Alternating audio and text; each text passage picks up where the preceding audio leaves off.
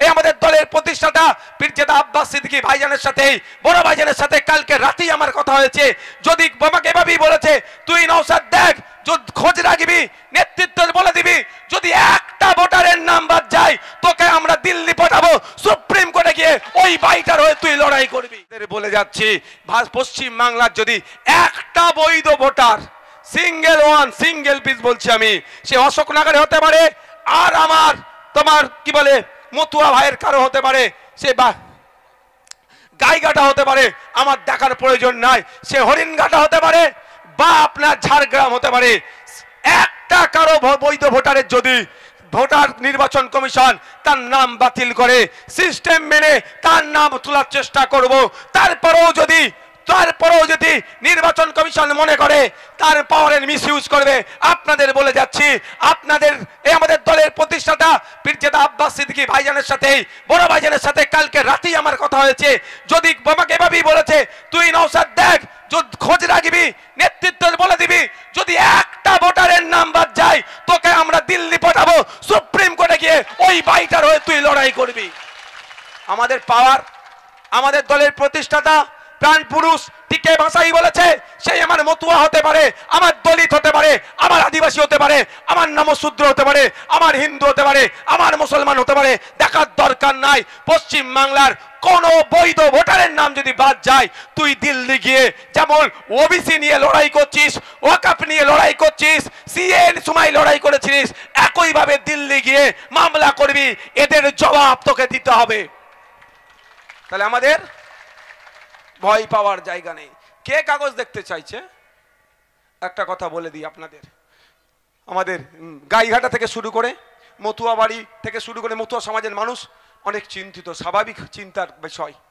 তবে আমি আপনাদের একটা কথা বলে যাই, ভোটের সাথে যারাই চিন্তিত হচ্ছেন, এই ভোট দেওয়া গণনা ফর্মের সাথে সিটিজেনশিপের কোনো সম্পর্ক নাই।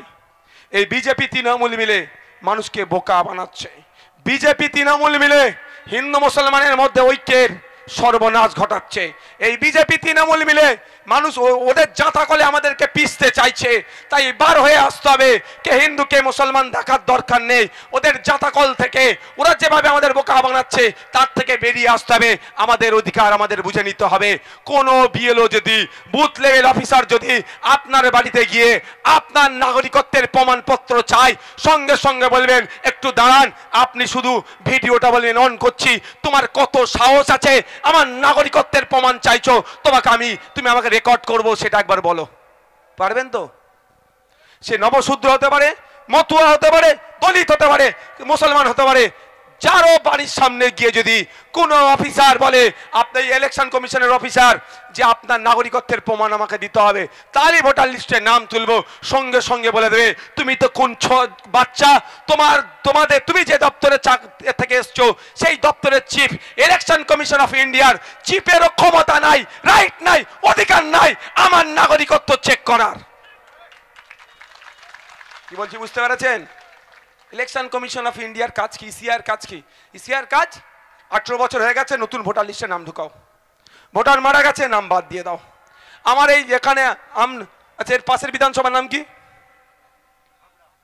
হাবড়া বিধানসভার মেয়েকে আমরা বৌমা করে আনিনি কাকা বাবু, আনিছি তো। হাবড়ার মেয়েকে আমরা বৌমা করে এনেছি তো এখানে অশোকনগরে।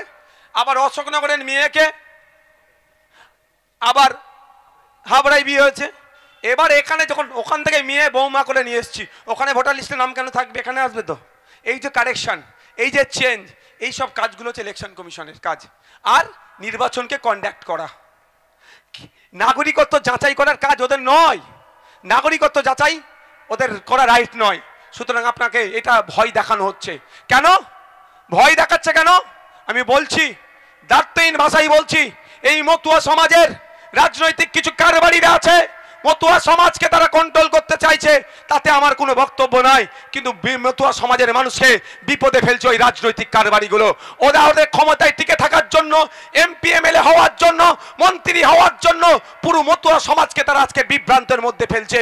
শুনছিলাম কে বলছে যদি নাম কাটা যায় 2-4 বার ভোট দিতে পারবেন না, তারপরে সিএ এর মাধ্যমে আবার ঢুকে যাবে।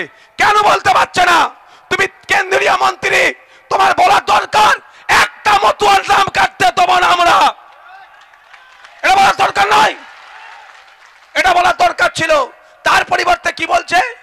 সিএ এর মাধ্যমে তোমার নাম ঢুকিয়ে নিয়ে হবে। যারা মতুয়া সমাজের মানুষ আছেন, আমার ভিডিওটা শুনছেন, আমি বলবো ওই রাজনৈতিক কারবারিদের পাল্লাই পড়বেন না, ভাত ভিত দুটোই আপনাদের যাবে।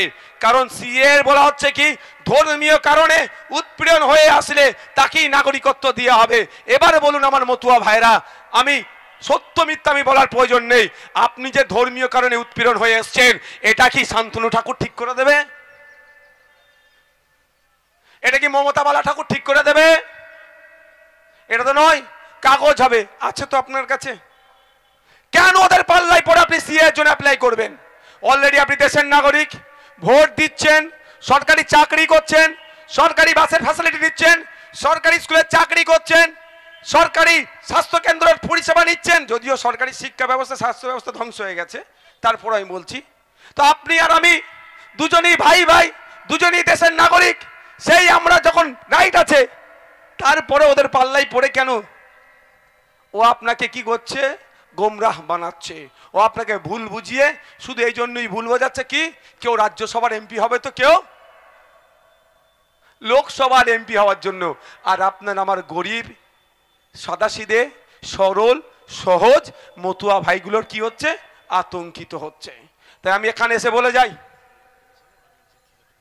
এবার বলুন, সিএ অ্যাপ্লিকেশনে শুনছি নাকি 800 টাকায় নাগরিকত্ব বিক্রি হচ্ছে আর 20 টাকায় ফর্ম।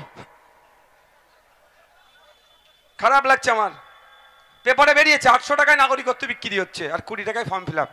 বুঝতে পারছেন? পুরো বুকা বানাচ্ছে। ঐক্যবদ্ধ হন, মতুয়া সমাজ ঐক্যবদ্ধ হন, নশূদ্র সমাজ ঐক্যবদ্ধ হন, দলিত সমাজ ঐক্যবদ্ধ হন। আমরা প্রশ্ন করব যখন নাগরিক, এটা নাগরিকত্ব প্রশ্ন নয়, তারপরেও বলছি সিএ এর সাথে নাগরিক এসআইআর এর সাথে নাগরিকত্বের ব্যাপার নেই, তারপরেও বলছি ঐক্যবদ্ধ হন। যারা কাগজ চাইতে আসবে তাদের বলবো আগে তুমি কাগজ দাও। এই এসআইআর এর গল্প শোনাচ্ছে না এখানে আওয়াজ আসছে? মমতা বালা ঠাকুর সিএ এর গল্প শোনাচ্ছে। যদি শোনাই শান্তনু ঠাকুর, সুব্রত ঠাকুর মহাশয়, তাদেরকে সম্মান দিই ঠাকুর পরিবারের সন্তান হিসাবে, তাদেরকে আমি সম্মানে একটুও ত্রুটি রাখবো না। কারণ হরিচাঁদ ঠাকুর, গুরুচাঁদ ঠাকুরের যে অবদান মতুয়া সমাজের জন্য, সেই অবদানকে সামনে রেখে আমি সেই পরিবার, তার হরিচাঁদ ঠাকুর, গুরুচাঁদ ঠাকুরের রক্ত তাদের গায়ে বইছে, সেই জায়গায় আমি তাদেরকে একটু অসম্মান করব না। কিন্তু একজন মানুষ হিসাবে আমি সুব্রত ঠাকুরদের কাছে চ্যালেঞ্জ দিচ্ছি, আমি শান্তনু ঠাকুরদের বলছি, আগে আপনারা সিএ ফর্মটা সাবমিশন করে আমাদেরকে প্রমাণ দেখান, তারপরে সরল সাদাসিধে নিরহ মতুয়াদেরকে বলবেন সিএ ফর্ম ফিল আপ করতে। কি বলছি বুঝতে পারছেন?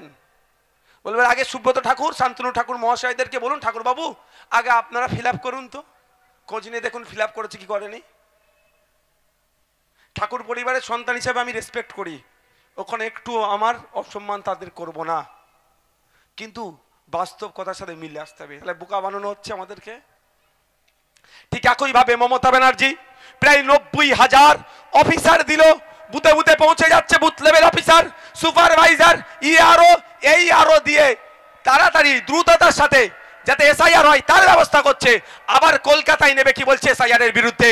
আমি একটা বলতে চাই, এতক্ষণ হয়তো মমতা ব্যানার্জির বাড়িতে এই গণনা ফর্ম পৌঁছে গিয়েছে, মমতা ব্যানার্জি মিডিয়া ডেকে, অভিষেক ব্যানার্জি মিডিয়া ডেকে গণনা ফর্ম আগে ছিঁড়ে ফেলুক, তারপরে নওশাদ সিদ্দিকী এসআইআর এর বিরুদ্ধে নামবে। পারবে? বার খাওয়াচ্ছে কাকে? চাপ মানে লাপিয়ে লাপিয়ে তোলার ব্যবস্থা কাকে করছে? আপনার মতো সাধারণ মানুষকে।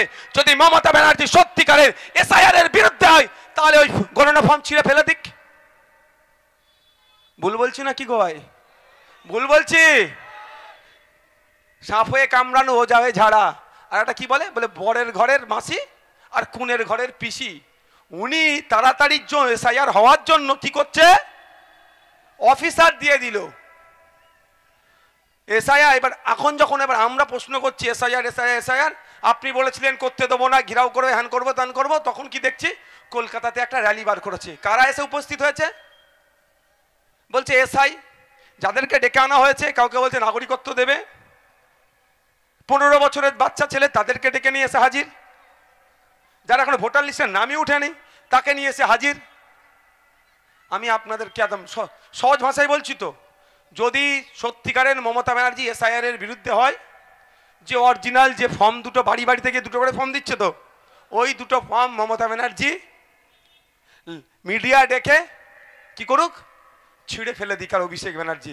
তারপরে নওশাদ সিদ্দিকী মমতা ব্যানার্জির সাথে ওই রাস্তায় হাঁটবে, এসআইআর হতে দেবো না। তাহলে ভাই দুধকে দুধ পানিকে পানি হবে। আপনারা অবাক হবেন, রাস্তায় নেবে প্রতিবাদ করবে কে? পাবলিক, যারা সরকারে নাই। সরকারের কাজ কি রাস্তায় নামুক, আমি না বলছি না। সরকারের কাজ কি হবে? প্রথম, তৃণমূল তো সরকারে আছে ভাই, হ্যাঁ, 200-র ওপরে তাদের বিধায়ক, রেজুলেশন পাস করাতে পারে তো। এসআইআর পশ্চিমবাংলায় করতে দেবো না? হ্যাঁ, কেরলে রেজুলেশন পাস হয়েছে তো ওয়েস্ট বেঙ্গলে রেজুলেশন পাস করিয়েছে। ওখানে রেজুলেশন পাস করলেই তো হয়তো পরিবারের কেউ গ্যারেজ হয়ে যেতে পারে। কেন বুঝতে পারছে না? পরিবারের লোককে বাঁচানোর জন্য এত মানুষকে, 10.5 কোটি মানুষকে চিন্তায় ফেলে দিয়েছে। তো আমরা 10.5 কোটি মানুষকে প্রস্তুত নিতে হবে। আমরা আমাদের পরিবারকে বাঁচাবো। ওই কালীঘাটের ব্যানার্জি পরিবারের কি হচ্ছে আমাদের দেখার সময় নয়। আমরা সংবিধান প্রদত্ত অধিকার নিয়ে আমরা মাথা তুলে বাঁচবো। কারো দয়াতে না, মোদিজির দয়াতে না, মমতা ব্যানার্জির দয়াতে আমরা ভারতবর্ষে আছি। আমরা আমাদের পূর্বপুরুষের লড়াই করে ব্রিটিশদের তাড়িয়েছি, ব্রিটিশদের তাড়িয়ে আমরা এখানে আছি। এটা মাথায় থাকবে তো? আর কেউ আমাকে খেতে দিচ্ছে না। এই লক্ষ্মীর ভান্ডার এসব যে গল্প শোনাচ্ছে, মোদিজিও টাকা পাঠাচ্ছে না নিজের ঘাট থেকে। আর নামটা কি? মমতা ব্যানার্জি।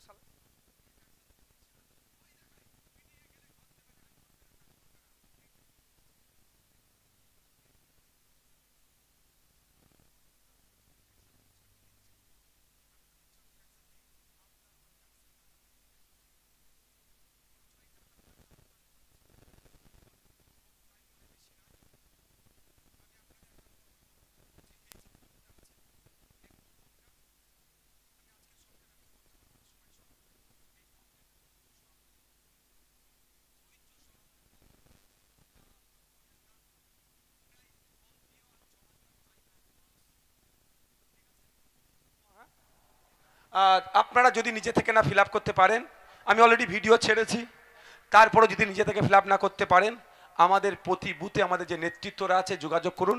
হেল্প ডেস্ক করেছি আমরা বিভিন্ন বিধানসভার বিভিন্ন বুথে আমরা হেল্প ডেস্ক করেছি।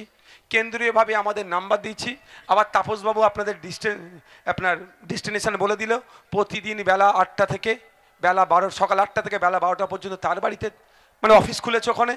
আপনারা ওখানে আসবেন, সমস্যা আমরা সমাধান করব। তবে অনুরোধ করব, ফর্ম আসার পরে 2 কপি জেরক্স করে নেবেন।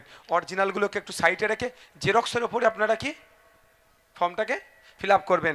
ফলে কি ভুল ভ্রান্তি হলেও চেঞ্জ হবে। নাহলে এই ভালো ফর্মটার উপরে করলে কি হবে বলুন তো? এই ফর্মটা ফিল আপ করলে কি হবে বলো তো? অরিজিনালটাতে যদি একটু পেনের ঘেঁচাঘেঁচি হয়ে যায় বিপদ হবে। আমি অনুরোধ করবো আপনাদের এই ভুল কাজটা করবে না। বাবুকে ধরে নামিয়ে দাও। কি বলছি বুঝতে পেরেছেন?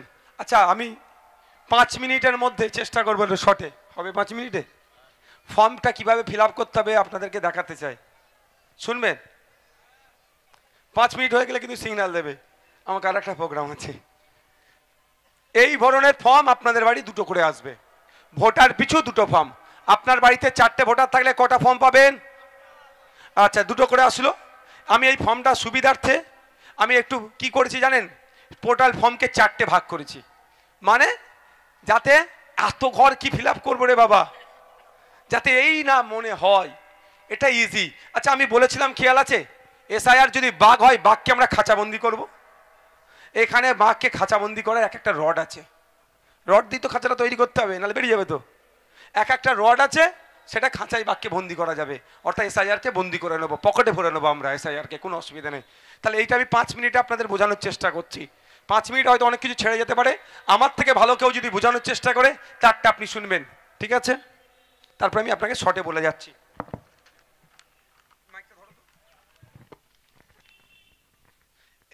এই ফর্মটাকে আমি 4টে পার্ট করছি আপনাদের সুবিধার্থে, যাতে আপনারা সহজেই এই ফর্মটাকে আপনারা ফিল আপ করতে পারেন, ভয় না পেয়ে। আপনাকে আমি একটু বলছি, টোটাল একটা ফর্ম তো, এটা ফর্ম ধরো না ভালো করে, এটা ফর্ম, এটাকে আমি 4টে পার্ট করে নিচ্ছি। ফার্স্ট পার্ট কি করছি, আপনাদের দিক থেকে বাম দিক থেকে শুরু হচ্ছে তো, এখানে আপনার নাম, এপিক নাম্বার, আপনার ঠিকানা লেখা প্রিন্ট হয়ে আসবে ফর্মে। দ্বিতীয় হচ্ছে আপনার ক্রমিক সংখ্যা, তার অংশ, পার্ট নাম্বার, বিধানসভার নাম প্রিন্ট হয়ে আসবে। তৃতীয় হচ্ছে কিউআর কোড আছে, এইখানে পেন নিয়ে না কেউ ঘুজাঘুজি করে, এটা খুব সূক্ষ্ম জায়গা।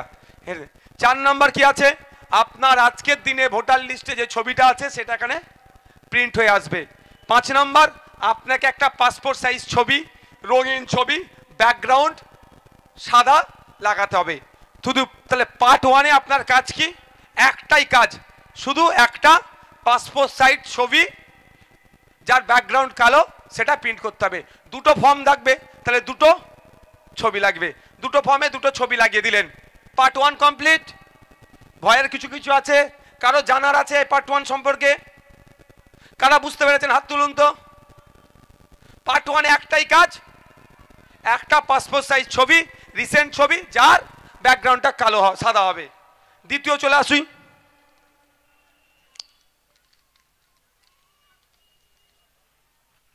ফর্ম এটা পার্ট 1 ভর্তি ফিল আপ হয়ে গেল। পার্ট 2 কি করবেন, পার্ট 2 কোথায়, এই জায়গায় পার্টটা, তাই তো, এই জায়গাটা তো নাকি, এখানে দেখবেন 2টো পার্ট আছে, এইদিকে লেখা আছে, তারপরে একটা ঘর কাটা, এইদিকটা ফাঁকা আছে।